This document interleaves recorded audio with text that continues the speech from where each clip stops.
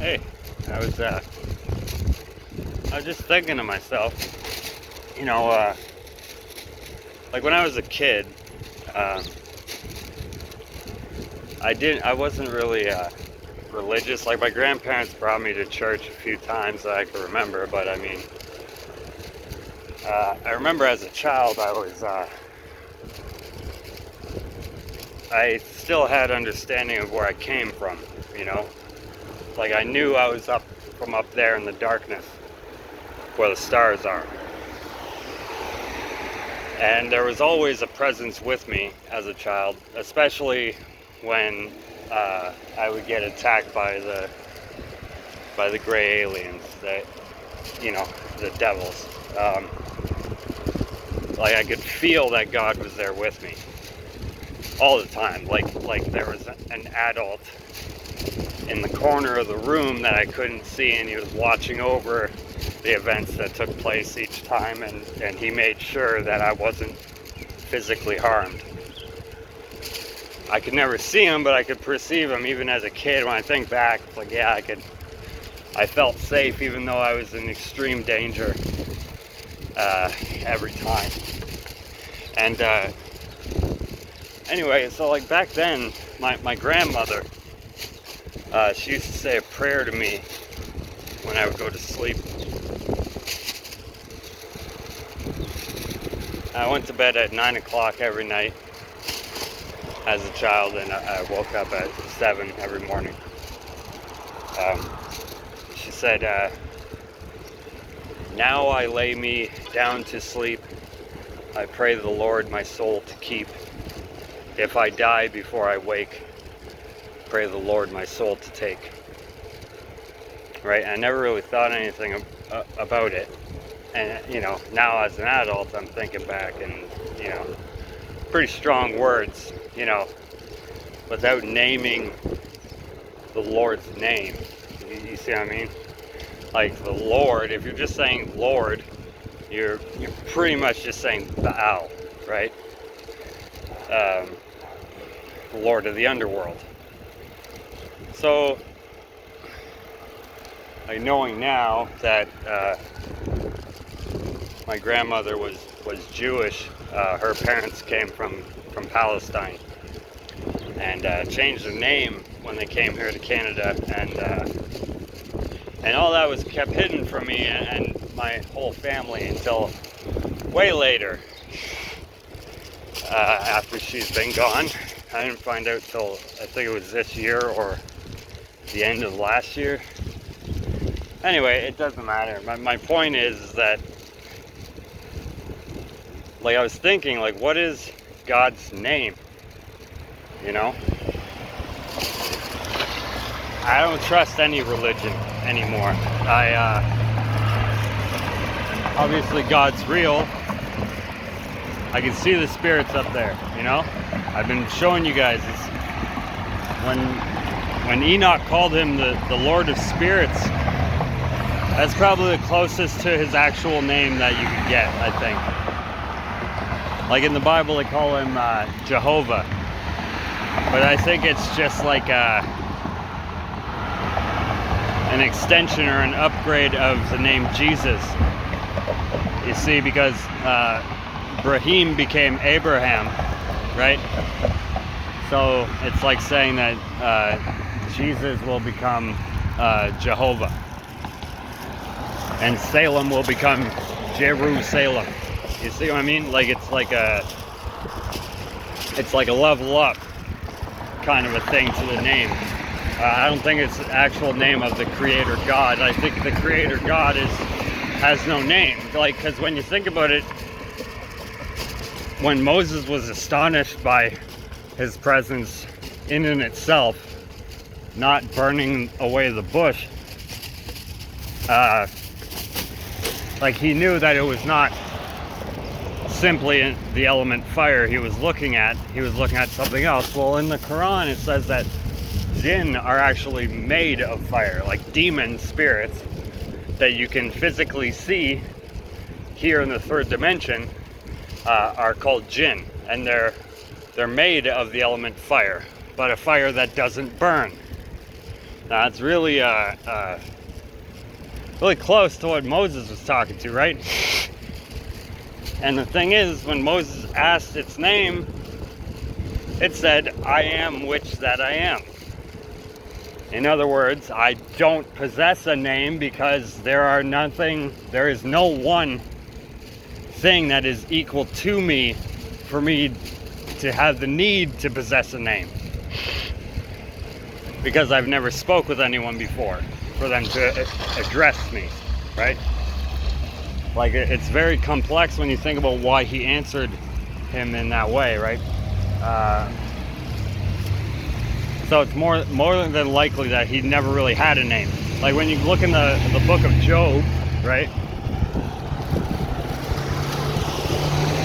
In the book of Job, God tells him the name that your forefathers used to call me was El Shaddai. So if you say that name, then the people of your village will understand who you're speaking about. That doesn't mean that his name is El Shaddai. It means that his forefathers, right, generations back, used to call God El Shaddai. It doesn't mean that God told them to call him that. You see what I mean? I don't think he ever told anyone to call him anything, actually. So, like, when in the Bible, when Jesus says, if you want to pray to the Father, you say these words, Our Father who art in heaven, hallowed be thy name. I think it means because his name, if there was a name attached to God, it could not be justifiable, right? Like, it wouldn't be strong enough of a name, no matter what name you use, because it's the name of God, and no other thing here on earth should be able to possess the same name. So if you heard the name, and then you decide, well, hey, I could name myself or my kids this name, you see what I mean? Then it nullifies the fact that it's the name of God, because you can't use his name on anything else.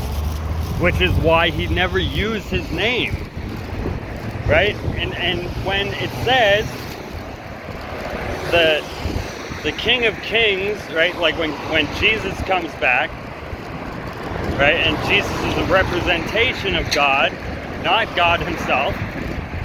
In my understanding, Jesus was the human body that God possessed, that he set up to possess and walk the earth in. That doesn't mean that Jesus is God. That means that the man Jesus was the vessel that God walked in when he was here. You see, it's really just a matter of wording things properly. Really, like it you know, like Muslims get very upset when you call Jesus the Son of God, because a God could only beget a God, right? Therefore, if Jesus was the Son of God, then therefore he is God, right? And because nothing can give birth to itself in this universe, that's their understanding of things, that he was just lying. But really, like, the way he uses the word Father is the greater form of it, not birth father, but Father of all things, right? Creator. It means creator, not just father. So it's like he's not just saying I am the Son of God. He's saying I am the perfect creation of God, right? So like when Jesus says I am the one who was, the one that is, and the one who is to come, right? You see what I'm saying? Like, his spirit existed before he was Jesus, right? He was an angel, right? The angel of the Lord. So, like, all these things really matter in your understanding of this place, I think, right? Because why else would there be so many differences? Like for instance, Mari, Emmanuel, is very much the false prophet, and you can tell by how he's all over the internet with his wounded right eye and everything, and the whole thing. The whole thing. That's him. So the person that he's pushing, right? The false prophet makes people worship the beast of Revelation, right? So who's he telling you to worship? Right? He's telling you to worship Jesus as God. Not as the Christ of God, but God himself.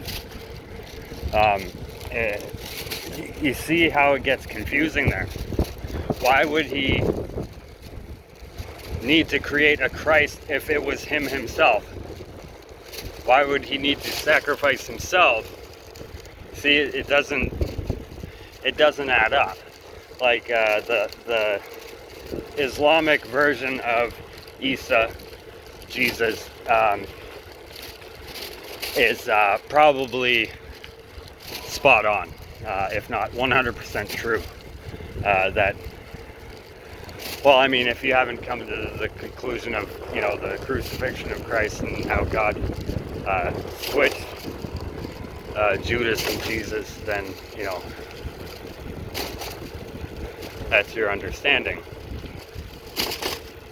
That's the main difference that I've found in Christianity and Islam, is that in Christianity you're taught that Jesus is God and he died for your sins, right? Like his death paid your way, whoever you are, to get into heaven, no matter what bad things you've done. Now, I don't want to pick on nobody or nothing. Like, I believe in God, I believe in Jesus and everything. I just don't believe in any of the religions. So, more than likely, if God is a real being, which he is, he is justice, right? Like, he's not good and he's not evil. He's both at the perfect timings, right? So you can't just do whatever you want, and then because you believe in him, that he's gonna absolve you of your punishment. You see what I mean? Like, it's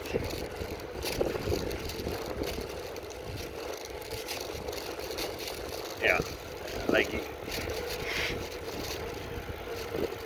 you use all the soap in the world, you can't wash your dirty heart. Okay?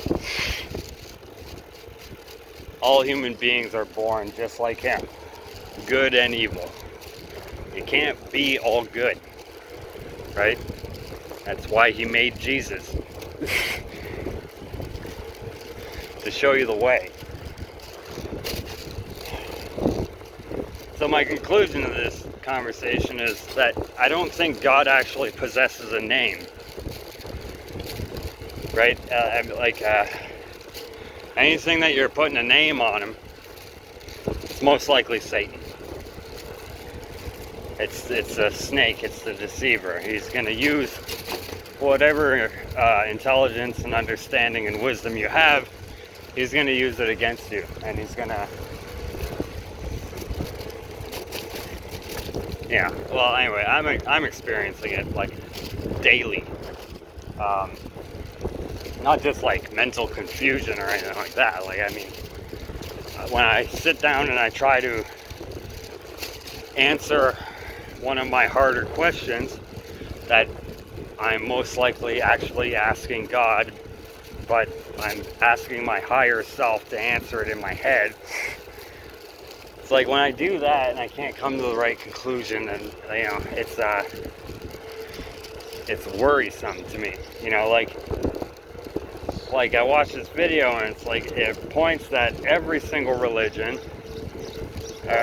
they're all worshiping Saturn. In other words, Satan. And it does make sense. And when you think about the fact that, well, if Satan was a real character, which he is, would he include himself in the story of all things? You know, like, I think he would. And not just that, he would make himself as the arch villain, right? Like, he puts himself as the snake, the first thing that threw humanity off the boat, right? And just, you know, it's like arrogant, you know. Like when I was up in there, you know, and I met him, like that's what he exudes, you know, like just looking into his face, it's like, it's more than arrogance, because there's fact behind it, right? It's not just like, oh, I can eat your fucking face off. It's like he actually will eat your fucking face off if you fucking speak up and say the wrong thing. You know, like it was a horrible fucking 3 seconds of my life. I can tell you that. The worst 3 seconds of my life was when I met Satan. Because it never left me. Never got out of my head. You know, and then the size of him and the fact that he's in the fifth dimension that big, like his brain, like his mind must be so immensely powerful and able to understand all things simultaneously just by the size of his brain in the fifth dimension, a place where there is no space. It's really horrifying, because it's like, most likely we're all just a bunch of stupid monkeys, and he's toying with us, right? Like there is no Messiah. It's a thing that Satan made up for us so that we have hope.